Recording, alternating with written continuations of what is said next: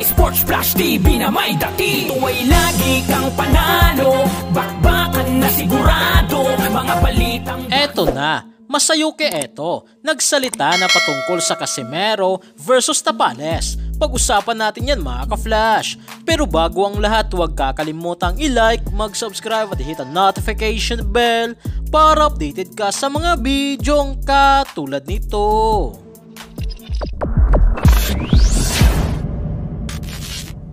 So trending nga po talaga mga ka-flash ang posibleng bakbakang former 3 Division World Champion angas ng Pinas General Cuadro alas Casimero versus former Unified WBA, IBF, Super Bantamweight World Champion Marlon The Nightmare Tapales na dito sa bidyong in-upload ni Masayuke eto ng Treasure Boxing Promotion, promoter ni Casimero, ay sinabi nito na tinanong nga raw niya si Casimero kung gusto nga daw nitong makalaban si Marlon Tapales o di kaya'y Teji Duhaney na rated number 3 sa WBO.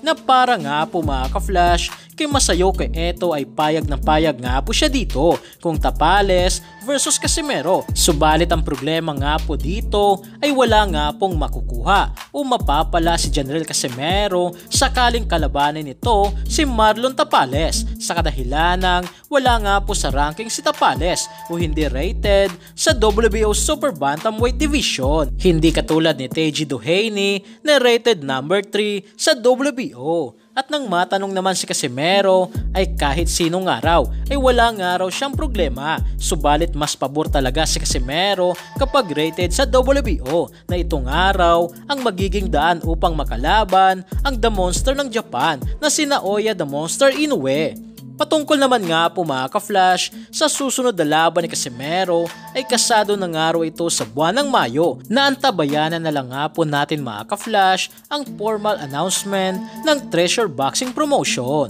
Subalit ang makakalaban nga raw ni Casimero mga ka-flash ay hindi si Marlon Tapales, kaya sinasabi ito ngayon ni Masayuke eto upang hindi na tayo umasa sa posibleng bakbakang Casimero versus Tapales. So dahil nga po dyan mga ka-flash, ang may malaking posibilidad nga raw dito ay si Teji Duhaney. Subalit kung hindi man ay andyan nga po ang maingay na rated number 10 sa WBO na si Elijah Pierce kung saan sinabihan ito si Casimero na matanda na nga raw ito, mahina na, kaya kung sakaling maglaban nga raw silang dalawa ay knockout si Casimero sa round 4 to round 6 na wala nga raw itong pag-asang manalo sa kanya. Idagdag mo pa nga raw dito na masyado nga raw maliit si angas ng Pinas General Cuadro alas Casimero.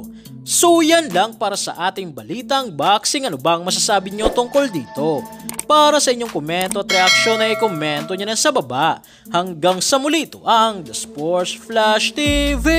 Sports Flash TV na may dati. Ito ay lagi kang panalo, bakbakan na sigurado, mga balitang boxing. Ito laging bago, balitang boxing, laban na kasado. Di papahuli pagdating sa bakbakan, mga pambato na patuloy ang laban.